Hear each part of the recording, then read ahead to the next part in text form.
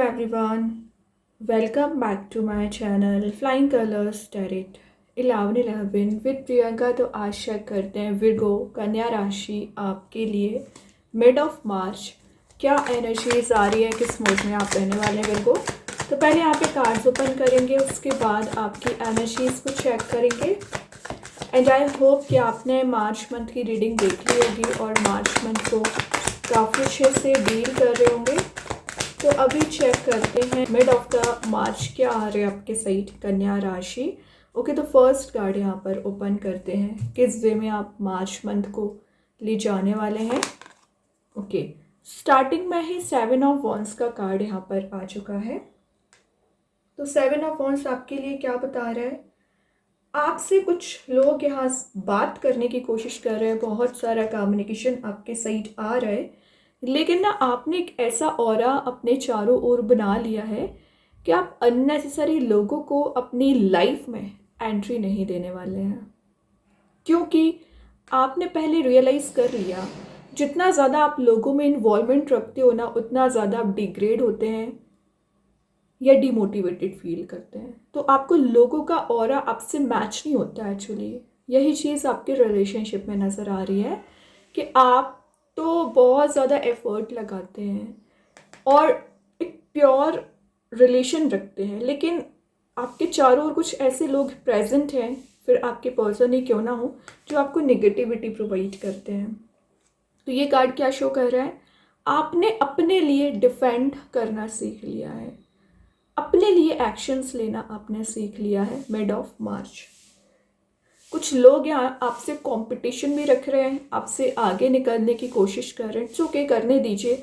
आप जब सही वे में स्टेप ले रहे हो ना, तो जो कंपटीशन रख रहे हैं रखने दीजिए, टॉप पोजीशन पर आप भी रहेंगे। चैलेंजेस अगर आपकी लाइफ में विर्गो बहुत ज़्यादा आ रखे हैं ना मार्च मंथ में, मिड ऑफ मार्च आप उन्हीं सारे चैलेंजेस को ओवरकम कर रहे हैं। देन ये आपके कॉन्फिडेंस लेवल को इंक्रीज करने वाला कार्ड है। तो मिड ऑफ मार्च आप कॉन्फिडेंटली कोई डिसीजन ले सकते हैं, कोई स्टेप ले सकते हैं। क्रिटिसिज्म आपने बहुत ज़्यादा फेस किया है, लोग आपके अगेंस्ट ज़्यादा जाते हैं, तो कुछ फेवरेबल आउटकम्स आते हुए नज़र आ रहे हैं यहाँ पर। कि फिर को और देख लेते हैं क्या निकल के आ रहा है मिड ऑफ मार्च। मून, तो मून शो कर रहा है कि आपका इंट्यूशन तो स्ट्रांग रहता है, लेकिन ना आपको किसी चीज़ का फियर एंजाइटी हो रखा है। पता नहीं किस बात का आपको फियर चला आ रहा है, आपका सबकॉन्शियस माइंड एक्टिवेट हो रहा है। वो सारी एनर्जीज तो ठीक है, लेकिन आप इल्यूजन में ज़्यादा चले जाते हो, डे ड्रीमिंग ज़्यादा करते हैं, ओवर थिंकिंग ज़्यादा करते हैं। और जब आपको एक्शंस लेना चाहिए, जब आपको अपने प्लान्स को इम्प्लीमेंट करना चाहिए, तो आप इम्प्लीमेंट करना भूल जाते हैं। तो कोशिश करिए कि प्लान्स को इम्प्लीमेंट कर सके। इल्यूजन में चलने से या डे ड्रीमिंग करने से आपका काम नहीं बनेगा। और ये कुछ अनसर्टेनिटी आपकी लाइफ में बनी हुई है, तो अनसर्टेनिटी यहाँ पर क्लियर हो रही है। सही गलत का आप डिसीजन लेना सीख पाओगे, और जो चीज़ें आपके माइंड में ट्रिगर कर रही है उसका सॉल्यूशन यूनिवर्स यहाँ पर आपको प्रोवाइड कर रहे हैं। और यहाँ पर एक न्यू लाइफ जर्नी के स्टार्ट होने वाला कार्ड भी है, लेकिन ये जर्नी कैसे शुरू होगी, जब आप डिसीजन मेकिंग मोड में आएंगे, जब आप डिले वाली एनर्जी से बाहर आएंगे और आपका मे बी किसी पर्सन से मिस कम्युनिकेशन हो रखा है, चीज़ें क्लियर नहीं हो पा रही हैं, जैसा क्लैरिटी आपको चाहिए था क्लैरिटी नहीं मिल पा रही है ना, तो आपको रिलेशनशिप वाइज और करियर वाइज यहाँ पर क्लैरिटी प्रोवाइड की जा रही है। देन यहाँ पर 8 ऑफ पेंटिकल्स है, आपके हार्डवर्क को शो कर रहा है एक्चुअली ये कार्ड। विर्गो, आप पता मेहनत बहुत ज़्यादा करते हैं, अब आप अपने रिवॉर्ड्स को गेन करने का इंतज़ार कर रहे हैं। तो 8 ऑफ पेंटिकल्स वही बता रहा है कि ये जो डेडिकेशन के साथ आप काम कर रहे हो ना, उसका रिवॉर्ड आपको मिलेगा। फोकस आपका स्ट्रांग हो रहा है, किसी चीज़ में आप मास्टरी करते हुए नज़र आ रहे हैं, और आप ना डिसीजन कार करिए, देन एक्शन लीजिए। यहाँ पर आपका करियर भी इम्पोर्टेंट है, रिलेशनशिप भी इम्पोर्टेंट है, तो दोनों चीज़ों में आपको बैलेंस बनाना आना चाहिए। आप पता विर्गो 100% एफर्ट नहीं लगाते हो, आप 110% एफर्ट लगाते हो। मतलब आपको कुछ ज़्यादा ही मेहनत यूनिवर्स यहाँ पर करवाते हैं, विन सिचुएशन ले जाया जाता है। तो कोई बात नहीं है, अगर आपको ज़्यादा एफर्ट लगाना पड़ रहा है, पेशेंस रखना पड़ रहा है, रखिए, क्योंकि शाइनिंग मोड में तो आप ही जा रहे हो, यहाँ पर सन वाली एनर्जी आपको प्रोवाइड की जा रही है। तो विद इन 10 डेज क्या एनर्जी निकल के आ रही है? विद इन 10 डेज आपको सेल्फ पे फोकस बनाना है, सेल्फ वर्क करना है, रिलेशनशिप की एनर्जीज वर्कआउट होंगी। थोड़ा सा पेशेंस रखिए।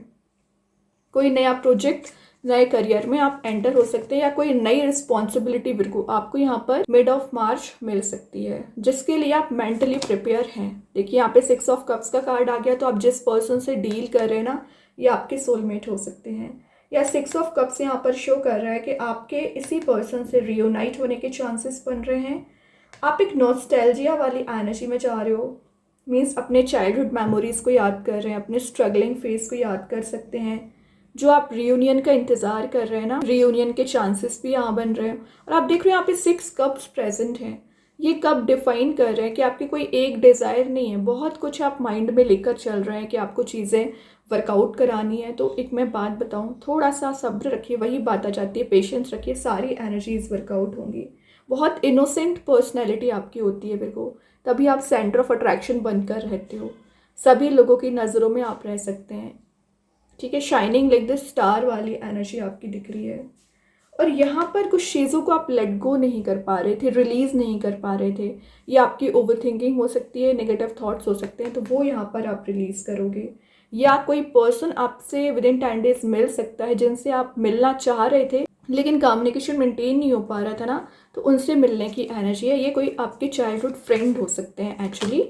यहाँ पर 5 ऑफ कप से पता नहीं आप किस बात को लेकर इतना परेशान चल रहे हैं, मिसिंग एनर्जी में चल रहे हैं। और ऐसा नहीं है कि यूनिवर्स आपको यहाँ पर ऑप्शंस नहीं देते हैं या चॉइसेस प्रोवाइड नहीं करते हैं।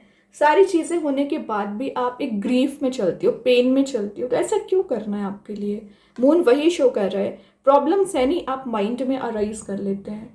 आधी टेंशन्स तो आप सेल्फ क्रिएटेड रहती हैं एक्चुअली।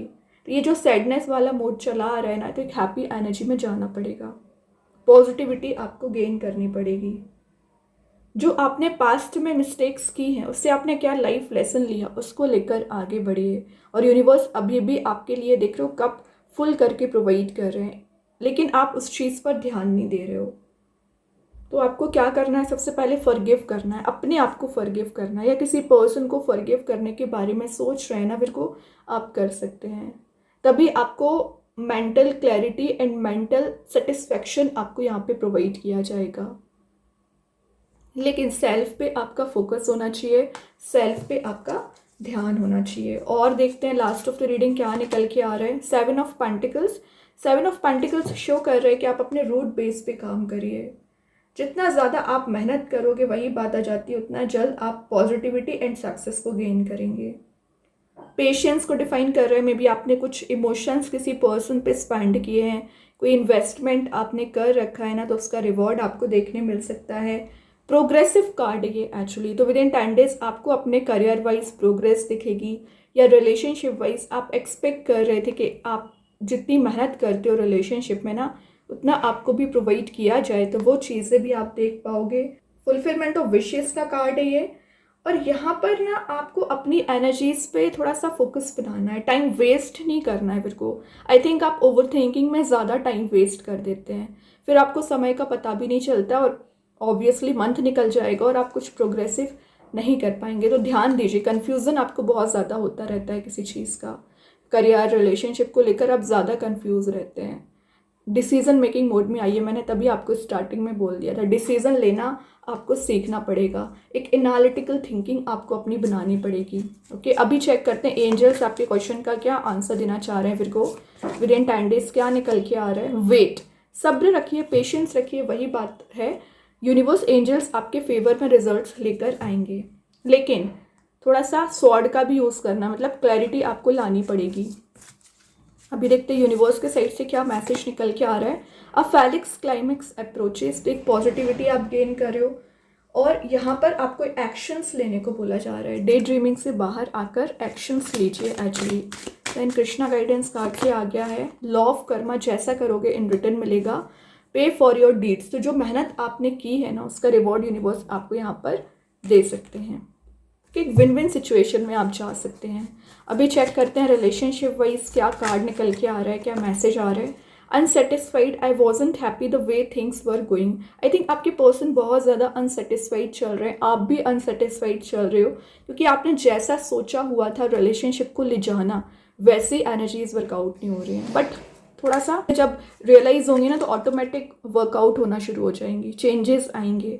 देन मैजिक कार्ड्स के थ्रू आ गया ब्रेकिंग बैड हैबिट। तो बैड हैबिट तो आई थिंक आपकी ओवर थिंकिंग ज़्यादा है, तो आपको मेंटल हेल्थ का भी ध्यान रखना ज़रूरी है, नेगेटिविटी को लेट गो करना ज़रूरी है, और आपकी बैड हैबिट आप जानते हो, रिलीज़ करिए।